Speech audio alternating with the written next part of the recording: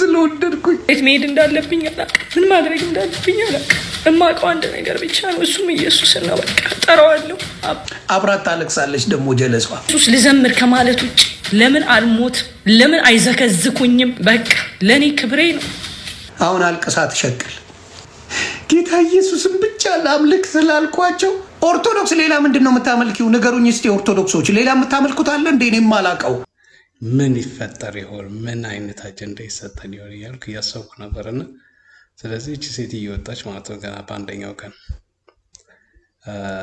ዘርፌ ኦርቶዶክስ ተፉብኝ፣ ኦርቶዶክስ ድንጋይ ወረወሩብኝ፣ መንፈስ ውጭ ጩህ ይለኛል ምናምን ነገር እያለች ነይ ነይ እምዬ ማርያም እያልኩ በቃ ቂርቆስ የንስሐ አባት አስያዘችኝ ማለት ነው።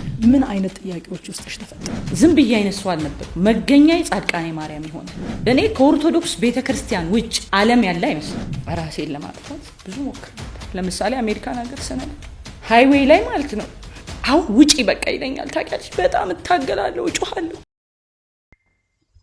በስመ አብ ወወልድ ወመንፈስ ቅዱስ አሐዱ አምላክ አሜን። ተመለሱ ተመለሺ። የአርባ ጾም መልእክት የሁላችን መልእክት ነው የሚሆን። ዓይን ይጾም፣ ጆሮ ይጾም፣ እጅ ይጾም ይባላል እና ቅዱስ ያሬድ የተናገረው ነው። በዚህ የጾም ወቅት እንግዲህ ብዙ ነገሮች በተለይ የበረከት እርሻ፣ የሰላም እርሻ፣ የረድኤት እርሻ የምናገኝበት ጊዜ ነው። ጾሙን ቀድሱ ይላል፣ አውጁም ይላል፣ በበረከትም ትጎበኛላችሁ ይላል እና ስለዚህ ወደ እግዚአብሔር የምንቀርብበት ጊዜ ስለሆነ በቅድሚያ እንኳን ለታላቁ ጾም ለጌታችን ኢየሱስ ክርስቶስ ጾም አርባ ጾም ወይም አብይ ጾም አደረሳችሁ እላለሁ።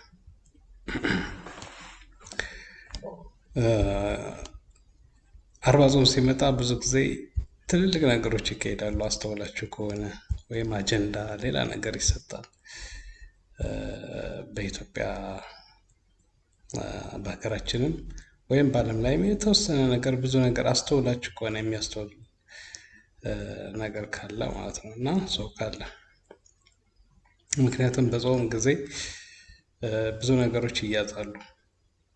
ሰማይም ዝም ምድሪቷም ዝም የምትልበት መናፍስት ሁሉ የሚንጫጩበት ስለዚህ የሆነ አጀንዳ ይሰጣል። ከመጀመሪያው አጀንዳ ስነግራችሁ እንግዲህ ሁለት ጾም እየገባ ነው። አንዱ የሙስሊሞች ጾም፣ ሁለተኛው ደግሞ የክርስቲያኖች ጾም። ስለዚህ ያው እንግዲህ ፖለቲከኞች በሁለት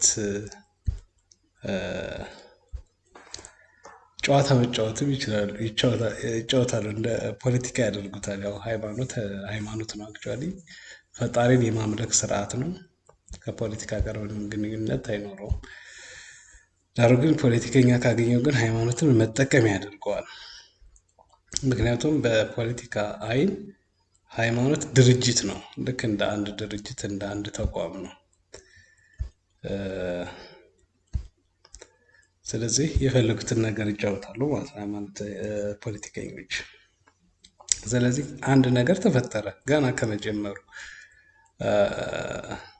በጠቅላይ ሚኒስትሩ ሙስሊሞችን እንኳን አደረሳችሁ ተባለ፣ ክርስቲያኖችን ደግሞ ዝም ተባለ ማለት ነው። ስለዚህ ይህ የሆነ አጀንዳ ክርስቲያኖች እንዲነሳሱ ወይም እንደዛ ማለት ነው። በእኛ ዘንድ ግን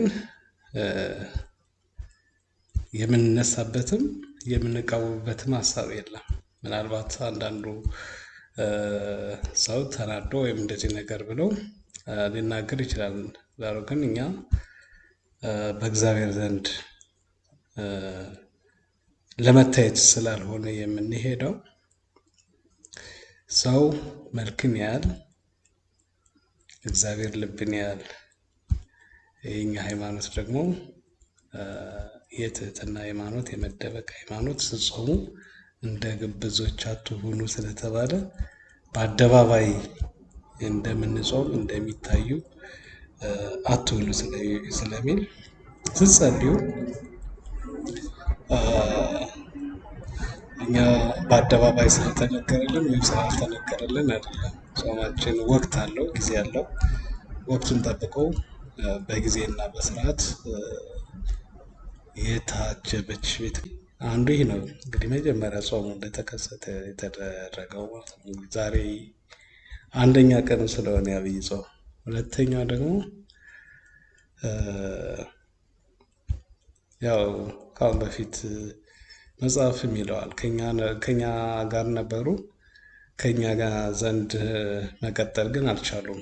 ከኛ ጋር ሆነው ቢሆን ኑሮ አብረውን በቀጠሉ ነበር ይላል ዮሐንስ ወንጌል። ስለዚህ ከኛ እንዳልሆኑ ይታወቅ ዘንድ ተለዩ ወይም ደግሞ ወጡ ይላል።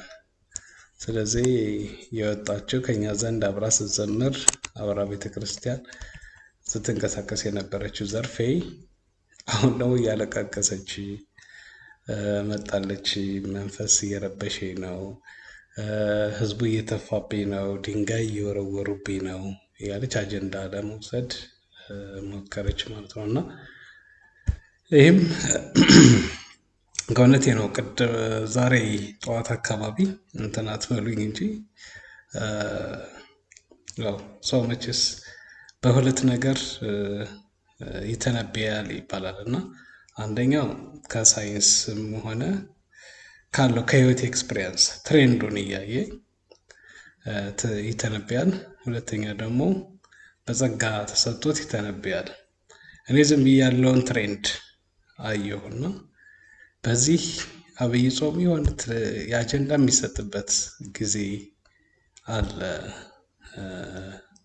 ምን ይፈጠር ይሆን? ምን አይነት አጀንዳ ይሰጠን ይሆን እያልኩ እያሰብኩ ነበርና ስለዚህ እቺ ሴት እየወጣች ማለት ነው ገና በአንደኛው ቀን ዘርፌ ኦርቶዶክስ ተፉብኝ፣ ኦርቶዶክስ ድንጋይ ወረወሩብኝ፣ መንፈስ ውጭ ጩህ ይለኛል ምናምን ነገር እያለች እንግዲህ አየር ለማዝ ማለት ነው። እና ይህ ደግሞ የእኛም የጾማችንን ወይም ደግሞ ለራሳችን መልቀስ፣ ስለ ዘመኑ ማልቀስ፣ ስለ ኢትዮጵያ ማልቀስ፣ ስለ ዓለም ማልቀስ፣ በተለይ ግን ዋናው ስለ ራሳችን ኃጢአት የምናለቅስበት ጊዜ ነው። ጾም ማለት ስጋችንን አድክመን በመንፈስ የምንበለጽግበት የምናድግበት ጊዜ ስለሆነ ማለት ነው። እና እንደዛ እያለች ነው። ስሟት። እናንተም መልስ ለመስጠት የተዘጋጃችሁ ነው። በተለይ ክርስቲያን ብዙ ጊዜ እንደ ወታደር ነው። ወታደር ጠላት በየትኛው ሰዓት እንደሚመጣ አያውቅም። ስለዚህ ሁልጊዜ ግን ነቅቶ ተግቶ ይጠብቃል ማለት ነው። ክርስቲያንም እንደዛ ነው። የማያቋርጥ ጠላት ስላለ ሁልጊዜ ትግላችን ከስጋዊና ከደማዊ ጋር ሳይሆን ከመናፍስቱ ዓለም ጋር ውጊያ ስላለን መትጋት አለብን። ለምንጠየቀው ሁሉ መልስ ለመስጠትም የተዘጋጀን መሆን አለብን ማለት ነውና ስለዚህ ለዚች ሴትም ድንጋይ ሳይሆን መወርወር በእግዚአብሔር ቃል አናት መምታት አለባቸው። ዘርፌን ማለት ነው።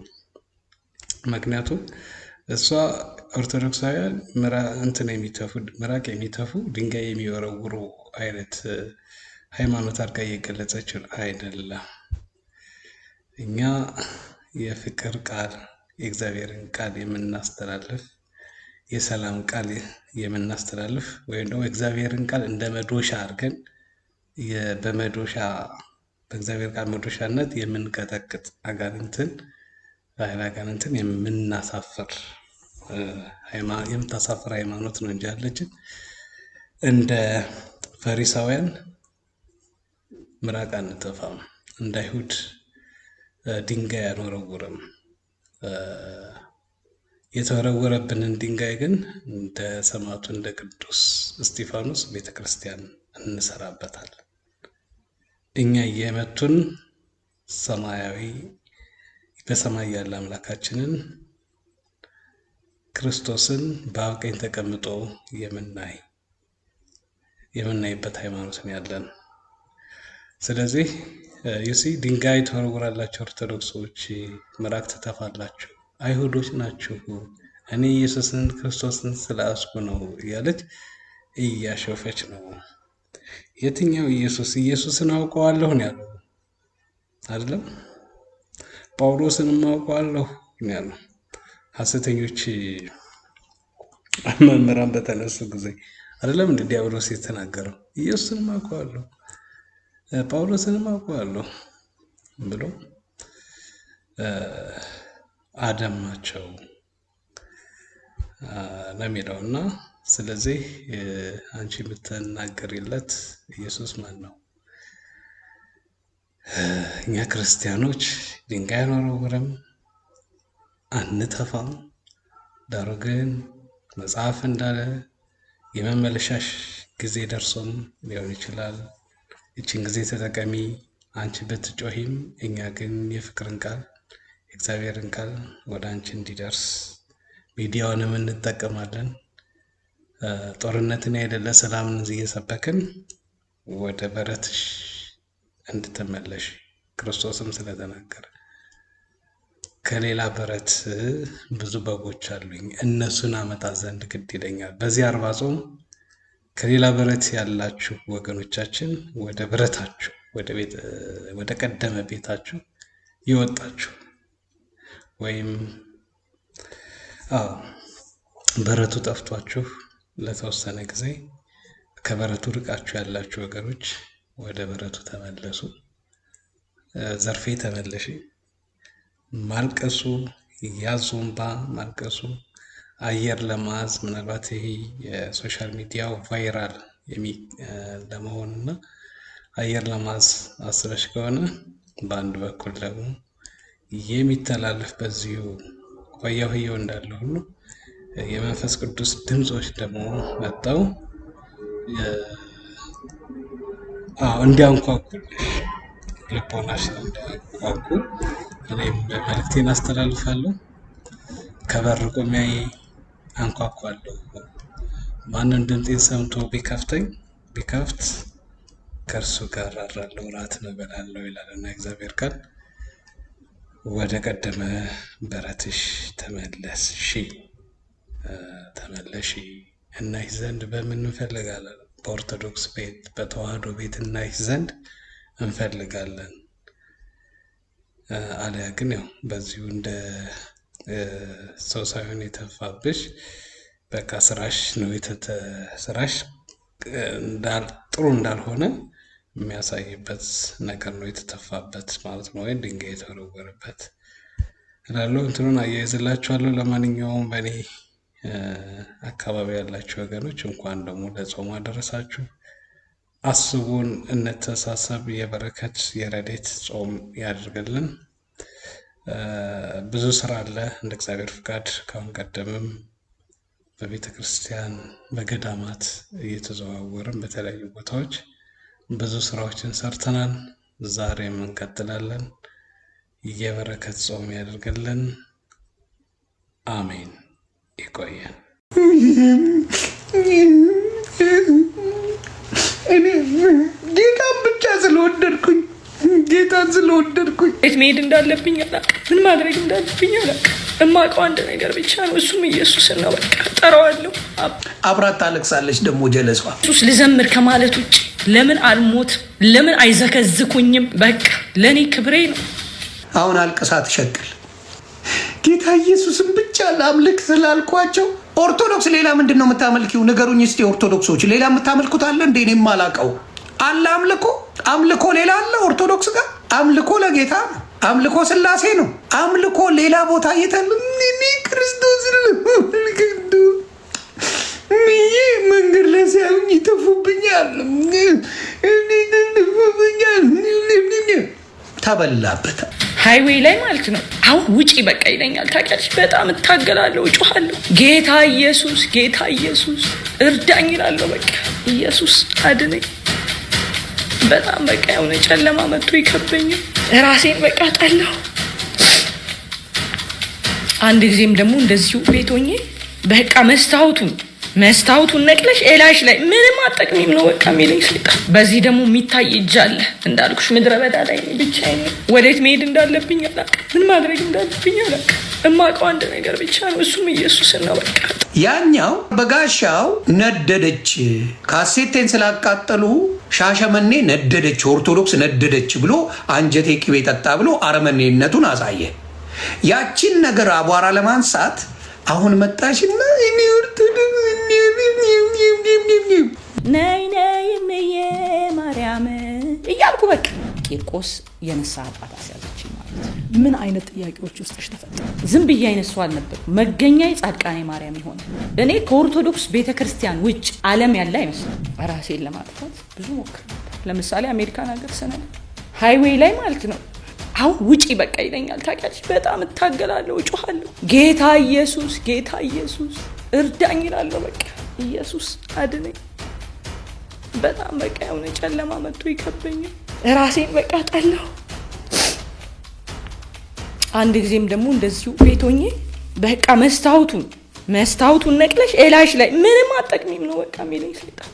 በዚህ ደግሞ የሚታይ እጅ አለ እንዳልኩሽ፣ ምድረ በዳ ላይ ብቻዬን፣ ወዴት መሄድ እንዳለብኝ አላውቅም፣ ምን ማድረግ እንዳለብኝ አላውቅም። እማውቀው አንድ ነገር ብቻ ነው፣ እሱም ኢየሱስን ነው በቃ። ጠራዋለሁ፣ አባ እባክህ እርዳኝ። ምን ማድረግ እንዳለብኝ፣ ወዴት መሄድ እንዳለብኝ አላውቅም። ምን አደረግኩ? ኢየሱስን ከመውደድ ውጭ፣ ለኢየሱስ ልዘምር ከማለት ውጭ ለምን አልሞት? ለምን አይዘከዝኩኝም? በቃ ለእኔ ክብሬ ነው ኢየሱስ። እኔ ኢየሱስን ወደዋለሁ ለማለት አይደለም።